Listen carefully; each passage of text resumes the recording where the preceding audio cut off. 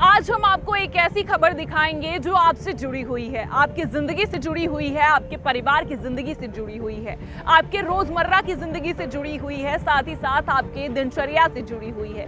इसलिए जरूरी हो जाता है कि आप इस खबर को देखें। अगर आप इस खबर को नहीं देखते हैं तो इसका मतलब है आप अपने साथ खिलवाड़ कर रहे हैं, अपने परिवार की जिंदगी के साथ खिलवाड़ कर रहे हैं, अपनी कमाई हुई जमा पूंजी के साथ खिलवाड़ कर रहे हैं, साथ ही साथ आप इस शहर की सुंदरता के साथ भी खिलवाड़ कर रहे हैं। इसलिए जरूरी हो जाता है कि आप इस खबर को देखें और समझें कि किस तरीके से आपकी मेहनत की कमाई का दुरुपयोग किया जा रहा है, वो भी आपके बिना जानकारी के। लेकिन अगर आप इस बात की जानकारी रखते हैं तो आप भी इसमें बहुत बड़े दोषी माने जाएंगे।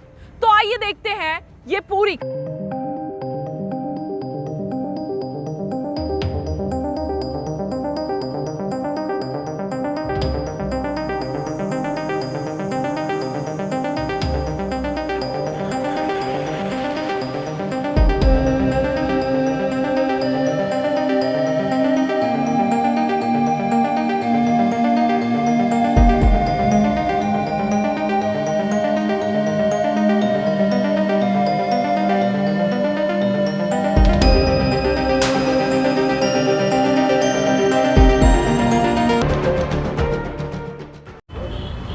नमस्कार, मैं आदित्य सिंह। क्या आप जिस घर में रह रहे हैं आप वहां सुरक्षित हैं? ये हम क्यों कह रहे हैं? क्योंकि आपने अपने जीवन की जो कमाई पूंजी जिस घर पर खर्च की है, क्या आपको भरोसा है कि वो आपका ही है? ऐसा हम इसलिए कह रहे हैं क्योंकि कभी भी महानगर पालिका का बुलडोजर आपके घर पर चला दिया जा सकता है और आपका घर ध्वस्त कर दिया जा सकता है। क्योंकि शहर की संरचना के लिए एक डेवलपिंग प्लान बनाया जाता है जिसे डीपी प्लान कहा जाता है। इस प्लान के तहत जहां पर शहर में नाले की सुविधा होनी है या फिर जहां स्कूल बनाना है, अस्पताल बनाना है, डंपिंग ग्राउंड बनाना है, भाजी मार्केट बनाना है या फिर इस तरह की तमाम मूलभूत सुविधाओं के लिए जो जगह आरक्षित की जाती है, क्या उस जगह पर वो बना है? कहीं आपका घर उस जगह पर तो नहीं बना दिया गया है। इसलिए आपके लिए बहुत ज़्यादा महत्वपूर्ण हो जाता है कि हमने ये स्पेशल रिपोर्ट आपके लिए तैयार की है। इसे देखिए।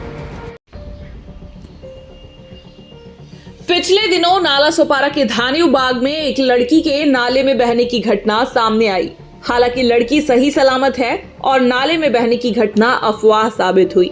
ऐसे में जरा सोचिए, यदि ये घटना सत्य होती तो घटना की पूरी जिम्मेदारी महानगर पालिका के अधिकारी और कामकाज पर थोप दिया जाता।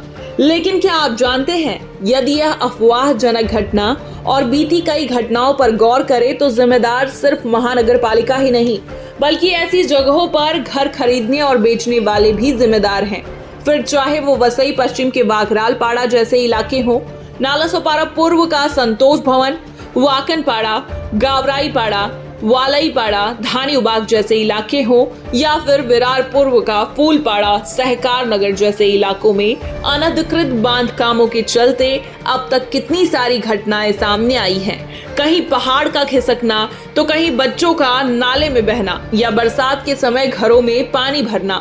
आखिर ये सब क्यों होता है? शहर के निर्माण से पहले डेवलपिंग प्लान तैयार किया जाता है। इस डेवलपिंग प्लान के लिए महानगर पालिका द्वारा रचना विभाग का गठन किया जाता है, जिसके बाद ये तय किया जाता है कि रेजिडेंशियल एरिया कहाँ होना है, कमर्शियल एरिया कहाँ होना है, सब्जी मंडी कहाँ होनी है, डंपिंग ग्राउंड कहाँ होना है, बच्चों के लिए प्ले ग्राउंड कहाँ होना है, स्कूल और कॉलेज कहाँ होना है, ऑटो स्टैंड या दिनचर्या में जरूरत होने वाली चीजों के लिए जगहें आरक्षित की जाती हैं। तो देखा आपने, इस खबर को दिखाने का मकसद सिर्फ और सिर्फ इतना ही था कि अब भी समय है, संभल जाइए। क्योंकि आए दिन नाला सोपारा, वसई, विरार में एक ना एक दुर्घटनाएं होती रहती हैं। किसी का बच्चा गटर में डूब जाता है और उसकी मृत्यु हो जाती है और कहीं पहाड़ टूट पड़ता है। जिस तरीके से आप पीछे देख पा रहे होंगे कि पहाड़ को, प्रकृति की सुंदरता को किस तरीके से छीन किया गया है। ये कहीं ना कहीं जो प्रकृति पर वार किया जा रहा है तो दोबारा लौटकर प्रकृति का वार ही वापस आ रहा है।